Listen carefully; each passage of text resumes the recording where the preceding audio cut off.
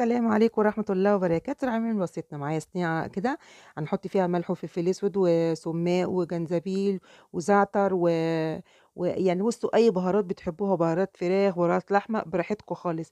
البهار اللي بتحبوه حطوه واللي ما بتحبوش شيلوه. بعد كده هنزل ببصل جوليان كده وقرنين فلفل حامي كده. بعد كده هنزل بقى ببطاطس كده مقطعاها طرنشات زي ما انتم شايفين. هخلط كل ده كله مع بعضه كده، وبعد كده هانزل عليهم بمعلقة كبيرة من الصلصة، هاخلطهم كلّهم برضه مع بعض.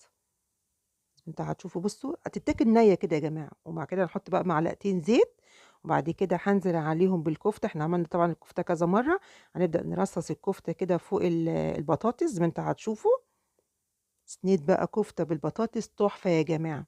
بُصّوا كده، بعد كده هانزل بقى بعصير الطماطم، وهازوّدها كده شوية مَيّة.